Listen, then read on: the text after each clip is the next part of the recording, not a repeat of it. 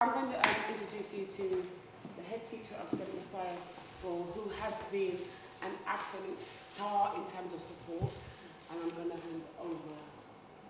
Thank you very much, Toyin. He's also been a strong pillar of support. All the governors have worked really hard to get this event up and running, and we hope and pray that our parents will come and support.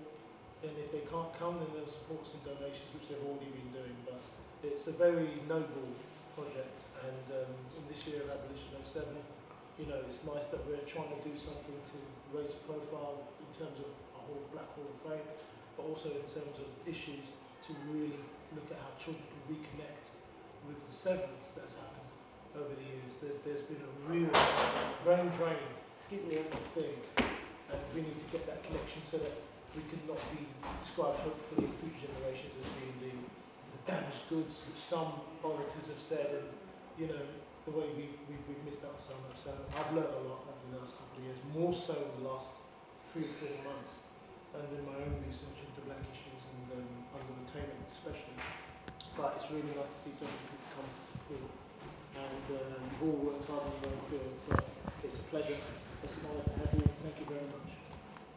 Right, before I introduce, thank you, Mr. Cole. Before I introduce our Chief Executive of I'm going to introduce our Chief Executive of EAT. Don't even think about it.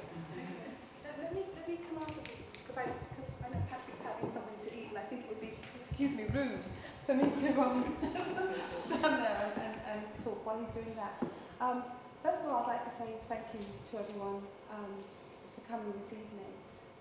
I don't know how much people know about EAT and what EAT stands for, but it actually stands for Education, Africa, Teaching. And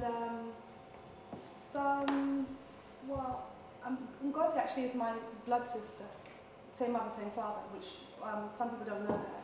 Some people don't believe. Some people don't know that. But some years ago, Ngozi, who's always had a passion for Africa in whatever form, just Africa, Africans and African philosophy and African music and just the whole, anything to do with Africa, came to me, I think in 2001, and very concerned that she wanted to take things to the next level in terms of helping our young people to have a strong sense of who they are, and that they are more than statistics of underachievement and exclusion and being overrepresented in the mental institutions, and you know, we all know what that's about. And when she came to me with her passion and enthusiasm, and if anyone who knows Ngozi, they will know that, you know, it's, once she's touched you, you just like, it's like, you got it, whatever it is, you got it. I was very clear that I wanted to support it.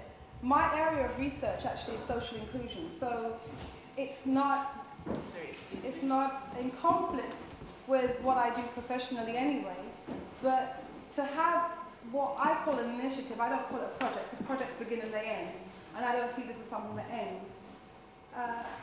To be involved and support something that is working to be the solution for our children, so that they know that Africa is not a place of malnutrition, of poverty, of negativity, of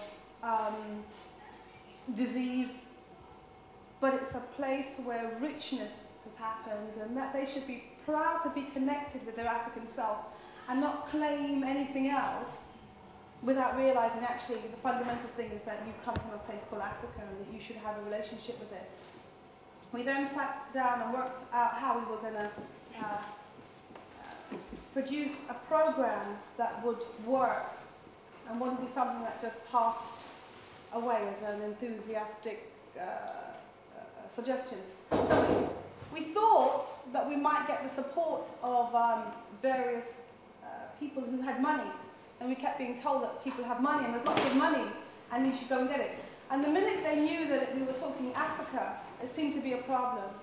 And part of the problem has been around the fact that if they're going to associate themselves with it, they want to buy us, and our souls are not for sale. So we would have people saying, yes, well, we'll be involved, but you know, our logo has to be bigger than your logo, and you have to do this, and you have to do that, which is something that we said we were not going to do. So what we have done is taken the spirit of it, taken the principle of it, and also injected the idea of self-determination. So the young people who have been on the program, in 2002, I think we went to Ghana, raised their money. They worked to raise the money. Many of them had not had passports, they had not left the manor. They had ideas of Africa that were quite interesting, and we filmed them, we recorded it.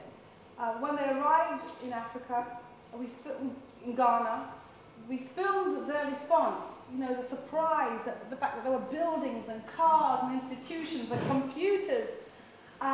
We did press releases, we did all sorts of things, and we came back.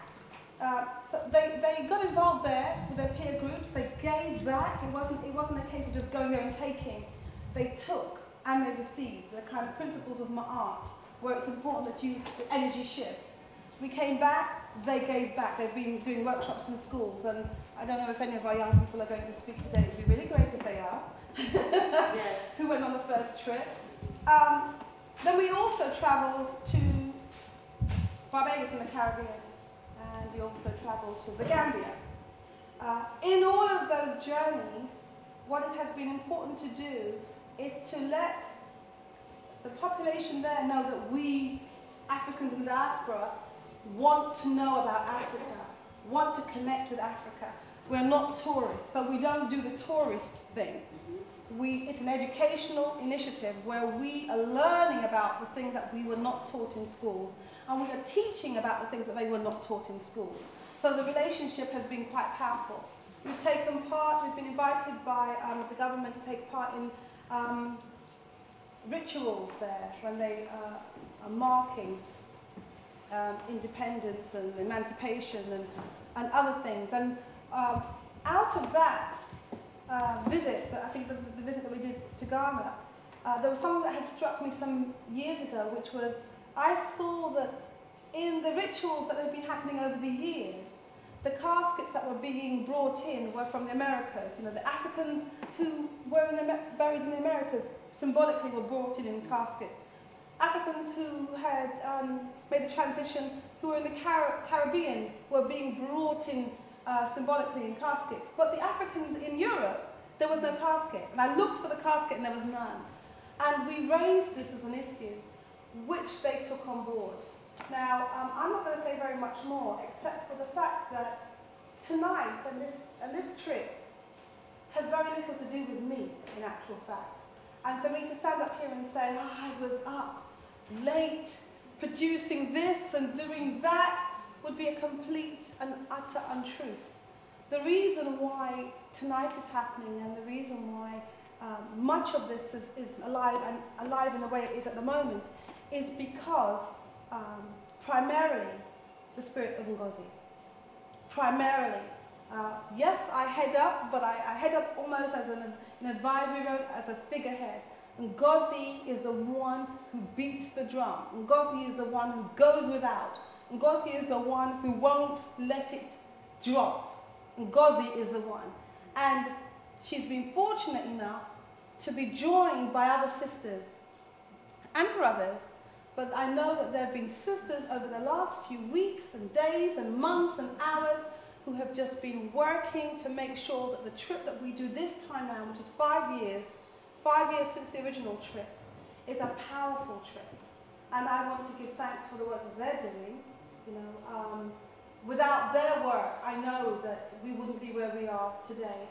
The trip that's going to happen in July, God willing, is going to be a powerful trip. It's going to be a return. It's going to be an update. We have footage that we have been collecting over the years, which we are trying to have documented and made into a resource that people can see. It's not, you know, this is a framework that can be used by other people. It's not a kind of eat thing and nobody else do it. It's an African thing. We need to save our children, and this is part of how we're going to do it. Waiting for someone to come and save us is not the one. We have to save ourselves. So thank you very much for being here. I have 4 things I've committed to doing this year. One of them is to publish. The other one is to laugh more, because I'm going to a lot of funerals. You know, we're losing our lives in numbers that's very alarming, and we're burying our own children. The other thing is to stay in touch. I'm notoriously poor at staying in touch. I do so many things, and I want to be in so many places that to stay in touch is a challenge for me. But the other thing that I have been committing, trying to do, which I haven't had very much success at doing, is dancing. And so one of the reasons why I'm here today is because, you know, it's only because it's a resolution. It's not because I would enjoy it, you understand? So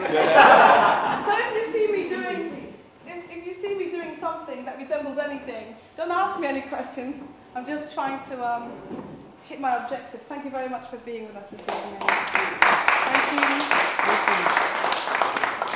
I'm going to very quickly, before I ask a couple of the young people, because 1, 2, 3, 4 of the young people who came with us the first time are here present now, and they've all gone on to achieve marvellous things. In fact, Aaron now heads the youth section. Very quiet over there, but he's kind of the force behind what we do in a quiet way. I'd like to ask you to just quickly say a message into the camera as a means of support. Please don't take 10 minutes.